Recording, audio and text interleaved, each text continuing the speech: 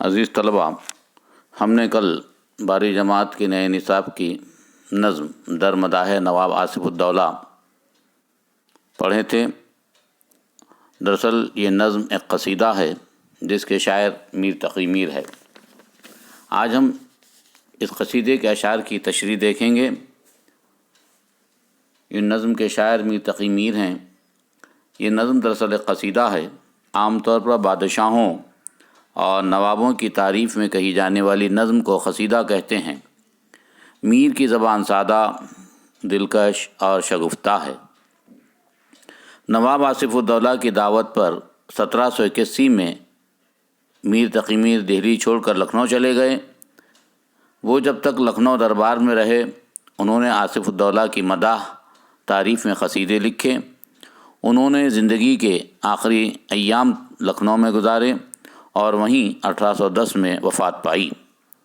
آج ہم اس قصیدے کے نصف اشعار کا مطالعہ کریں گے، ان کی تشریحات دیکھیں گے۔ میر تقی میر کی زبان سادہ لیکن پرپیچ الفاظ سے بھری ہیں، تو عزیز طلباء ملاحظہ فرمائیے۔ پہلا شعر: رات کو مطلق نہ تھی یا جی کو تاب، آشنا ہوتا نہ تھا آنکھوں سے خواب۔ اس کا مطلب یہ ہے، شاعر کہتا ہے کہ رات میں جسم و جاں میں بالکل طاقت نہ تھی اور آنکھوں سے نیند بہت دور جا چکی تھی، یعنی نیند نہیں آ رہی تھی۔ دوسرا شعر ہے: لوٹتا تھا سوز غم سے آگ میں، دل جگر سکتے تھے دونوں جوں کباب۔ دوسرے شعر کا مطلب ہے، شاعر کہتا ہے میں غم کی کثرت کی وجہ سے آگ میں لوٹتا پھرتا تھا اور کباب کی طرح دل و جگر سینخ پر سکتے تھے، یعنی بھنے جاتے تھے۔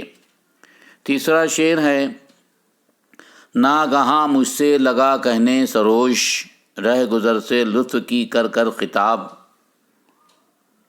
یعنی شعر کا مطلب ہے اچانک ایک فرشتہ، سروش کہتے ہیں فرشتے کو، اچانک ایک فرشتہ مجھ سے کہنے لگا اور وہ فرشتے کی گفتگو میں لطف و کرم، محبت کا پہلو نمایاں تھا۔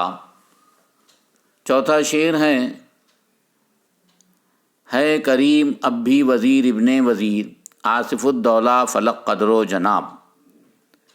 یہاں میر تقی میر وزیر ابن وزیر سے مراد آصف الدولہ کو کہتے ہیں۔ وزیر ابن وزیر ابھی بھی سراپا شرافت ہیں، شرافت کا مجسمہ بنے ہوئے ہیں، یعنی آصف الدولہ شریف النفس ہیں، نہایت شریف ہیں، اور وہ آصف الدولہ ہے جو اپنی قدر و منزلت کے اعتبار سے آسمان کی بلندی پر ہیں، یعنی ان کا اونچا مقام ہے، اونچا مرتبہ ہے۔ پانچواں شعر: آسماں رتبہ ہے جس کا آستاں، ناز کر تالے پہ جو ہو باریاب، ناز کر تالے پہ جو ہو باریاب۔ اس شعر کا مطلب عزیز طلبہ یہ ہے، جس کا دربار رتبے میں آسمان کی طرح بلند ہے اور جس شخص یعنی آصف الدولہ کے دربار سے جس کو وابستگی ہو اور جس شخص کو اس کے دربار میں حاضری کی اجازت مل جائے تو وہ اپنی خدمت پر ناز کرتا ہے۔ یہاں شاعر خود اپنی مراد لیتا ہے، یعنی میر تقی میر کو آصف الدولہ کے دربار سے وابستگی کا شرف حاصل تھا۔ چھٹا شعر: اس کی ہمت سے سخن کیا سر کروں، اس کی ہمت سے سخن کیا سر کروں، بات کہتے دے در و یاقوت و ناب۔ شاعر آصف الدولہ کی طرف اشارہ کرتے ہوئے کہتا ہے کہ اس کی ہمت سے قصیدے میں کن کن الفاظ کا استعمال کروں، یعنی ان کی باتیں، یعنی آصف الدولہ کی باتیں موتی، یاقوت اور جواہر کی طرح ہوتی ہیں۔ موتی، یاقوت اور جواہر یہ مختلف پتھر، مختلف جواہرات ہیں جو نادر و نایاب مانے جاتے ہیں۔ ان کا استعمال استعارتاً شاعر نے بڑی چابک دستی سے کیا ہے۔ ساتواں شعر: اس کے دست و دل کی رشک و شرم سے، اس کی دست و دل کے رشک و شرم سے، خون ہے دل کان کا دریا ہے آب۔ اس شعر کا مطلب یہ ہے عزیز طلباء، اس کے ہاتھ اور دل کے عمل پر رش کرتے ہوئے اور شرم محسوس کرتے ہوئے کان کا دل خون ہے اور دریا قطرے میں تبدیل ہو گیا، یعنی دریا سوکھ گیا۔ 8واں شعر ہے، جم حشم انجم سپاہ گردوں شکو، جم حشم انجم سپاہ گردوں شکو، مرجع قرد و کلاں عالم معاب ہے، عالم معاب ہے۔ بادشاہ آصف الدولہ جمشید کی طرح اس کو شان و شوکت حاصل ہے اور ستارے اس کے وفادار فوجی ہیں، اور وہ آسمان کی طرح بلند اور پروقار ہیں۔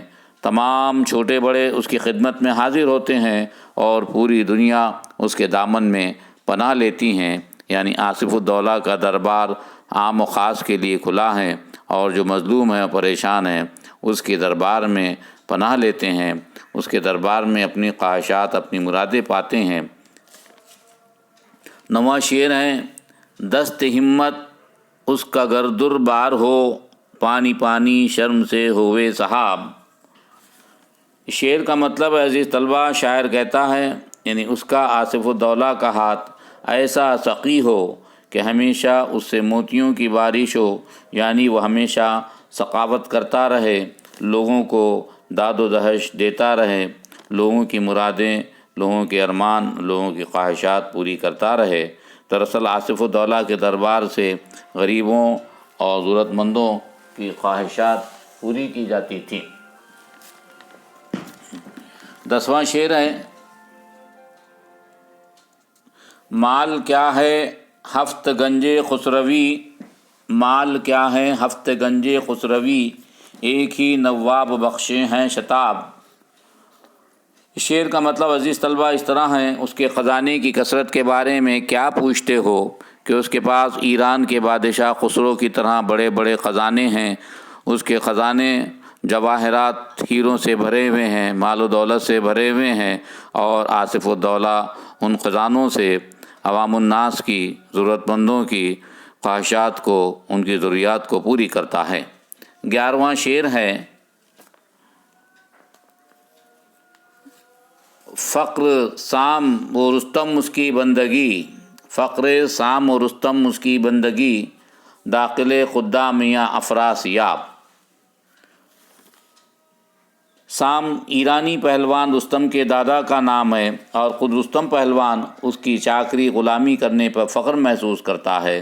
یہاں مراد آصف الدولہ کے دربار میں بڑے بڑے لوگ بھی حاضر ہوتے تھے، اور توران کے بادشاہ افراسیاب جیسے بادشاہ اس کے خدام خادمین کی فہرست میں شامل تھے۔